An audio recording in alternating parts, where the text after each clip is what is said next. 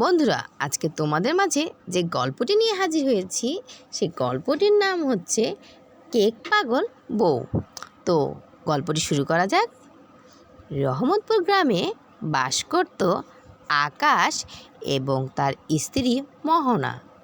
তাদের একমাত্র মেয়ে তানিকা। তানিকা তার বাবা যা আবদার করে তার বাবা তাকে সব এনে দেয়। এভাবেই দিন কাটে। একদিন তানিকা তার সাথে একটি কাজে বাহিরে যায়। তখন তানিকা দেখে সামনে একটি কেকের দোকান। বাবা, সামনে এটা কিসের দোকান? মা, এটা কেকের দোকান।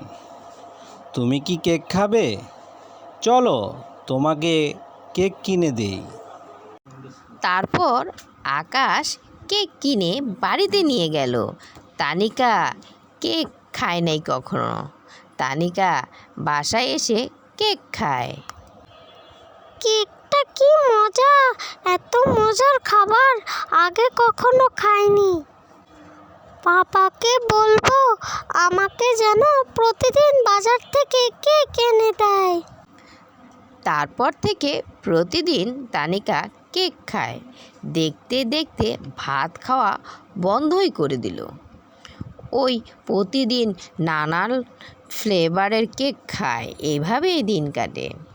একদিন তানিকা দুপুরে খেতে বসে। মা, আমাকে কেক দাও। কাল বাবাকে বলেছিলাম আজ যেন রসমালাই কেক আনে। তাড়াতাড়ি দাও, আমার খুব ক্ষুধা পেয়েছে। তোর বাবা আজকে কাজের জন্য দুপুরে ভাত খেতে আসে নাই, তাহলে কেক আনবে কিভাবে? এই দেখ, আমি তোর জন্য খাবার বানিয়েছি, খেয়ে নে। না, আমার কেকই চাই, না হলে ভাত খাবো না। এইভাবে দিন কাটে। তানিকা বড় হয়ে গেছে। তানিকা এখনও প্রচুর কেক খায়। তার বাবা মা প্রতিদিন কেক আনতে আনতে বিরক্ত হয়ে গেছে। তাই আকাশ তার মেয়ের জন্য পাত্র খোঁজা শুরু করে। এভাবে একদিন তানিকাকে একজন পাত্র দেখতে আসে। ছেলেটির নাম মনির। মনির একটি কোম্পানির বস। মনির জানতো তানিকা কেক পছন্দ করে। তারপরেও মনির তানিকাকে দেখতে আসে। তানিকাও মনিরকে পছন্দ করে। তাই এক শুভ দিন মনিরের তানিকার বিয়ে হয়ে যায়। বিয়ের পর তানিকা আগে থেকেও বেশি কেক খাওয়া শুরু করে। মনির তানিয়াকে কেক খেতে বারণ করার সত্ত্বেও তানিকা কেক খায়। একদিন সকালে তানিকার প্রচুর দাঁত ব্যথা করছিল। প্রচণ্ড দাঁত ব্যথায় তানিকা অজ্ঞান হয়ে যায়।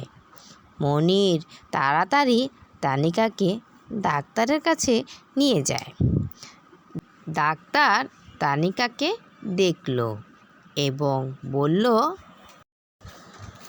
আপনার স্ত্রী তানিকা অতিরিক্ত কেক খাওয়ায় তার প্রায় দাঁতেই পোকা ছিদ্র করে ফেলেছে।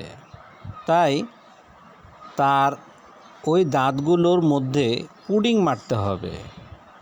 কিন্তু তিনি আর কখনো শক্ত খাবার খেতে পারবেন না। এইভাবে কিছুদিন কাটলো।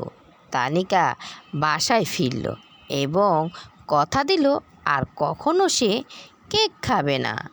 এভাবে তারা সুখে বসবাস করতে লাগলো। বন্ধুরা, গল্পটি তোমাদের কেমন লাগলো?